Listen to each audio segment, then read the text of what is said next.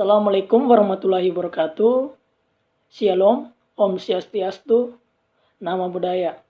Perkenalkan, nama saya Kurniawan Santoso, Prodi PJKR, Angkatan 2018, Stambuk A421 18328. Baik, kali ini saya akan menjelaskan dari mata kuliah Ilmu Sosial Budaya Dasar, yaitu kemajemukan dalam dinamika sosial budaya, horizontal dan vertikal. Keragaman yang terdapat dalam kehidupan sosial manusia melahirkan masyarakat majemuk. Majemuk berarti banyak ragam, beraneka, berjenis-jenis. Konsep masyarakat majemuk, virtual society, pertama kali diperkenalkan oleh Furnival tahun 1948 yang mengatakan bahwa ciri utama masyarakatnya adalah berkehidupan secara berkelompok yang berdampingan secara fisik, tetapi terpisah oleh kehidupan sosial dan tergabung dalam sebuah satuan politik. Konsep masyarakat majemuk Furnival di atas dipertanyakan validitasnya sekarang ini sebab telah terjadi perubahan fundamental akibat pembangunan serta kemajuan ilmu pengetahuan dan teknologi. Usman Peli 1989 mengkategorikan masyarakat majemuk di suatu kota berdasarkan dua hal, yaitu pembelahan horizontal dan pembelahan vertikal. Secara horizontal, masyarakat majemuk dikelompokkan berdasarkan 1. Etnik dan ras atau asal-usul keturunan. 2. Bahasa daerah. 3. Adat istiadat atau perilaku. 4. Agama, pakaian, makanan, dan budaya. Secara vertikal, masyarakat majemuk dikelompokkan berdasarkan penghasilan atau ekonomi, pendidikan, pemukiman, pekerjaan, kehidupan sosial politik. Keragaman atau kemajemukan masyarakat menjadi karena unsur-unsur seperti ras, etnik, agama, pekerjaan, profesi, penghasilan, pendidikan, dan sebagainya. Pada bagian ini akan diulas tentang kemajemukan masyarakat Indonesia karena unsur-unsur ras dan etnik. Ras.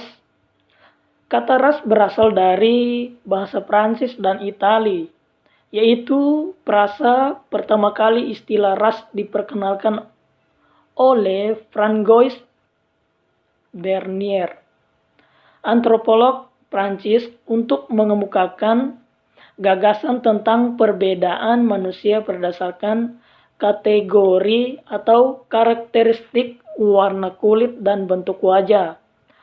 Setelah itu, orang lalu menetapkan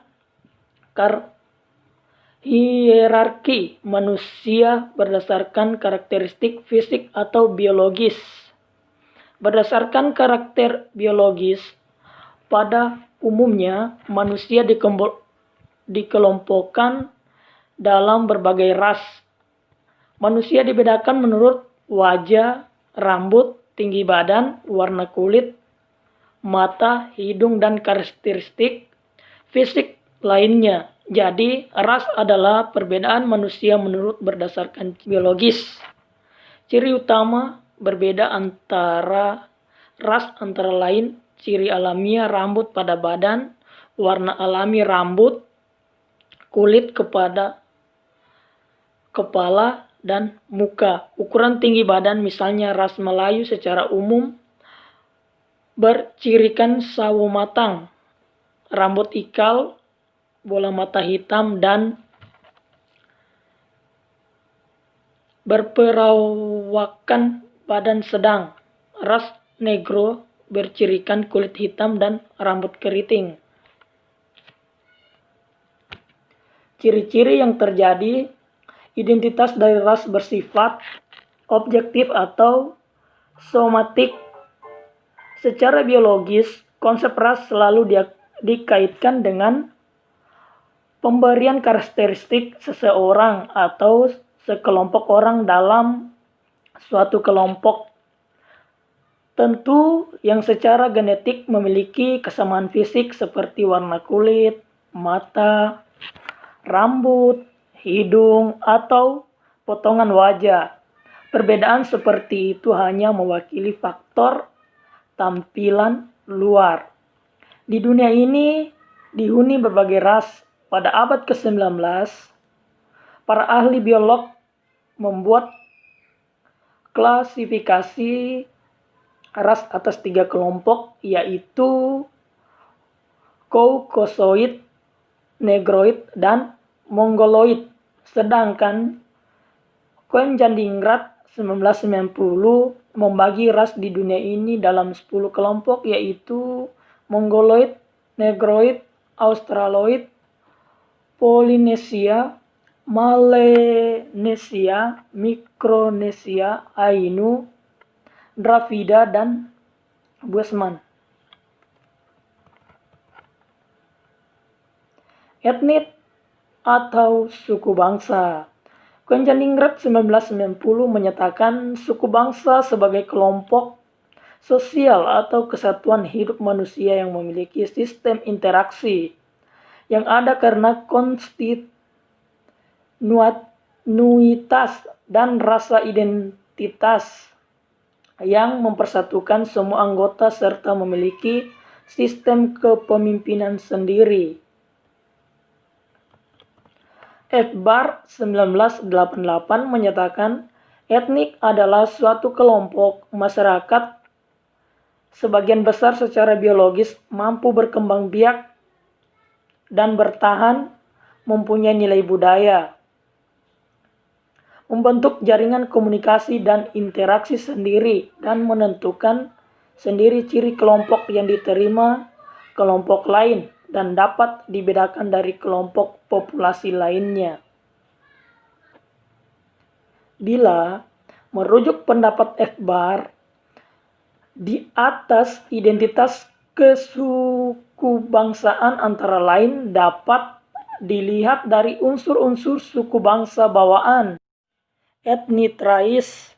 Ciri-ciri tersebut meliputi natalitas, kelahiran, atau hubungan darah, kesamaan bahasa, kesamaan adat istiadat, kesamaan kepercayaan, religi, kesamaan mitologi, dan kesamaan totemisme. Secara etnik, bangsa Indonesia adalah bangsa yang majemuk dan jumlah etnik yang sangat besar. Berapa persis jumlah etnik di Indonesia sukar ditemukan. Sebuah suku pintar, rangkuman pengetahuan sosial lengkap menuliskan jumlah etnik atau suku bangsa Indonesia ada 400 buah suku. Sugeng HR 2006, klasifikasi dari suku bangsa di Indonesia biasanya didasarkan sistem lingkaran hukum adat. Van Vollenhoven mengemukakan adanya 19 lingkaran hukum adat di Indonesia. Koen-Jandigrat 1990, keanekaragaman kelompok etnik ini dengan sendirinya memunculkan keanekaragaman kebudayaan di Indonesia. Jadi berdasarkan klasifikasi etnik secara nasional, bangsa Indonesia adalah heterogen. Sekian dulu materi yang saya jelaskan dari kemajemukan dalam dinamika sosial budaya horizontal dan vertikal. Lebih dan kurangnya mohon dimaafkan. Assalamualaikum warahmatullahi wabarakatuh. Salam olahraga, jaya!